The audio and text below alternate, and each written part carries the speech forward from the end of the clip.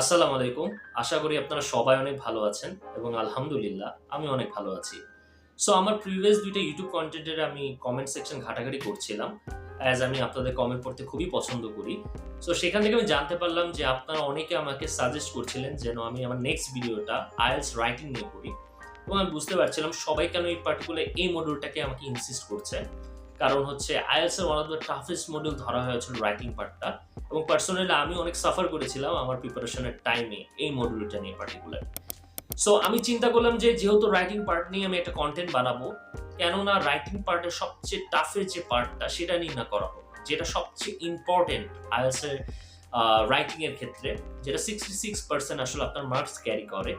So আপনারা বুঝতে পারছেন আমি কোন পার্টটা নিয়ে কথা বলছি। সেটা হচ্ছে এসে রাইটিং টাস্ক 2।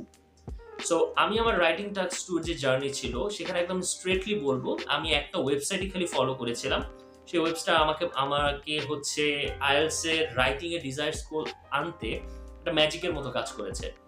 আমি যদি ক্লিয়ারলি বলি। সো সো সেই হচ্ছে ওয়েবসাইটটা নিয়ে আমি আপনাদের সাথে কথা বলতে চাই, আমি শেয়ার করতে চাই। আমি চাই যেন এই ওয়েবসাইটের মাধ্যমে আপনাদেরও যে দুশ্চিন্তাগুলো আছে বা যে হচ্ছে হেডেক আছে হচ্ছিল আপনার টাস্ক 2 নিয়ে রাইটিং এর, সেটা চলে যাক। সেটা দূর হোক।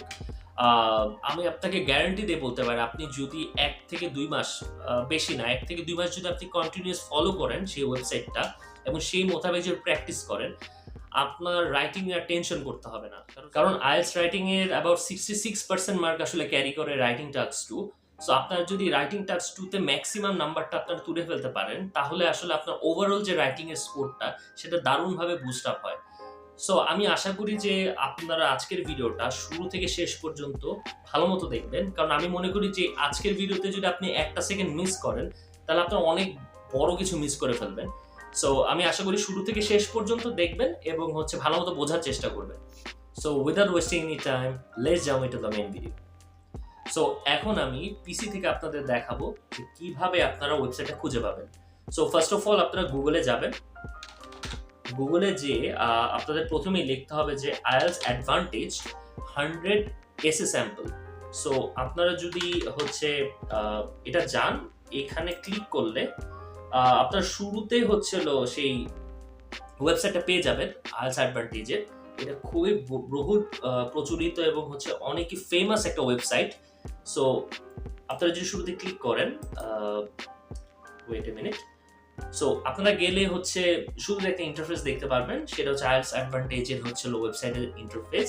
কর্নারে লেখা আছে IELTS অ্যাডভান্টেজ এবং হচ্ছে লেখা আছে মাঝখানে 100 ব্যান্ড 7, 8, 9 IELTS রাইটিং টাস্ক 2 এসে স্যাম্পল।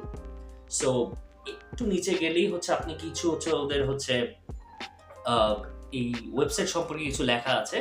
ক্রাইটেরিয়া দেওয়া আছে। এখানে কি আপনি জানতে পারবেন, কিভাবে আপনি প্র্যাকটিস করবেন সবকিছু দেওয়া আছে। তারপর থেকে হচ্ছে আপনার টাস্ক 2 এর যত স্যাম্পল আছে, এসে স্যাম্পল সব এখানে দেওয়া আছে।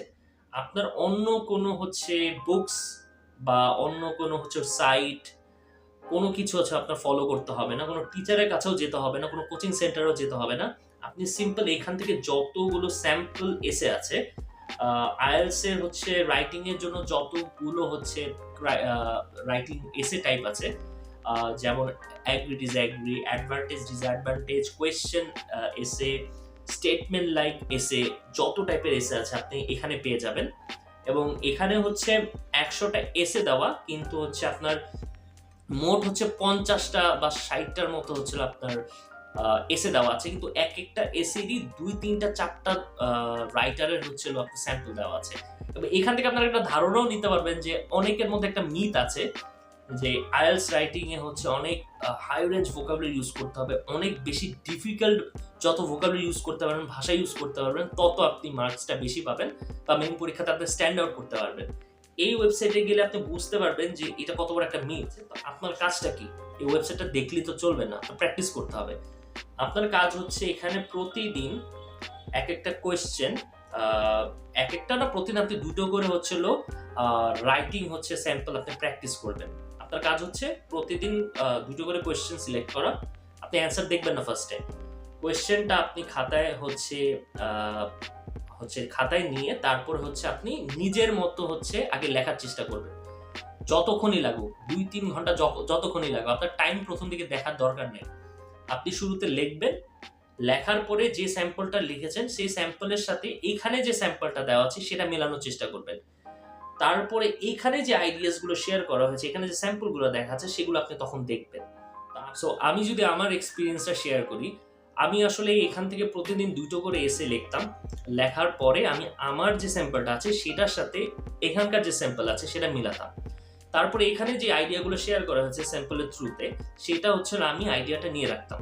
এবার প্রতিদিন আমি এভাবে লিখতাম নিজের মতো, তারপর মিলাতাম। তারপরে আইডিয়াগুলো শেখার চেষ্টা করতাম, বুঝতাম যে কি আইডিয়া এখানে শেয়ার করেছে। এবার প্রতিদিন আইডিয়া নিতে লিখতে প্রতি সপ্তাহের একদিন আমি রাখতাম, সেটা হচ্ছে এই যে আমি 7 দিন বা 6 দিন নিজে লিখেছি এবং আইডিয়া যেগুলো আমি এখান থেকে পড়ে জানতে পেরেছি, সেই আইডিয়ার থ্রুতে আমি আবার নিজে ট্রাই করতাম যে এখান থেকে আমি কিছু লিখতে পারি কিনা।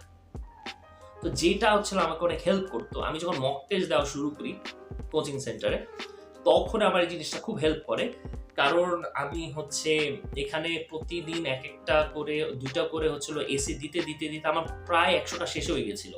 সো এখানে যে বেস্ট পার্টটা এখানে প্রত্যেকটা টপিকেরই এসে আছে।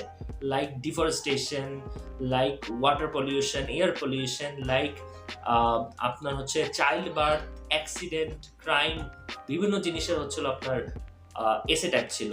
সো এর কারণে যেটা হয়েছিল, এই এসে টাইপগুলোকে সলভ করতে আমার প্রত্যেকটা জনরা, প্রত্যেকটা টপিকের প্রতি একটা ভালো আইডিয়া হয়ে গেছিল। ভালো একটা আপনি বলতে পারেন আইডিয়া জেনারেশনের জন্য খুব লাভ হয়ে গেছিল আমার।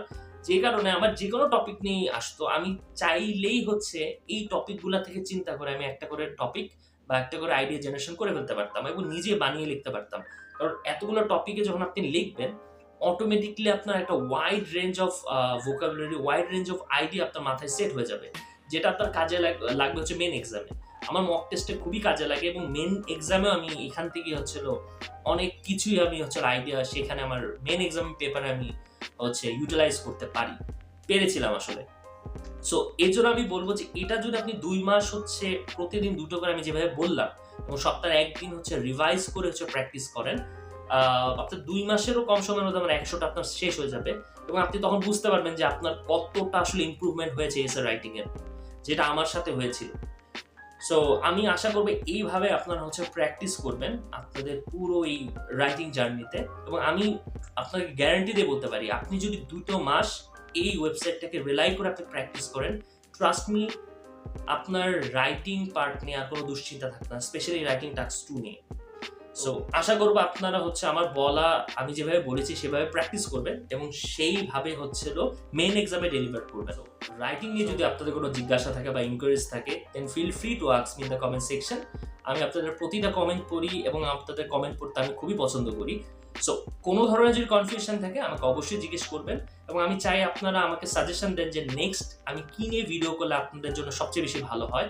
আমি চাই আপনাদের সাজেশনে আমি নেক্সট ভিডিওটা করি। অ্যান্ড আপনাদের যদি ভিডিওটি ভালো লেগে থাকে তাহলে অবশ্যই লাইক বাটনে প্রেস করতে ভুলবেন না এবং বেশি করে সাবস্ক্রাইব করবেন, কারণ আপনাদের একটি সাবস্ক্রিপশন আমাকে অনুপ্রেরণা দেয় আমার নেক্সট ইউটিউব কন্টেন্ট বানানোর জন্য। সো আশা করি আপনাদের আইএলটিএস প্রিপারেশন ভালো হবে এবং আপনাদের পরীক্ষাও ভালো হবে।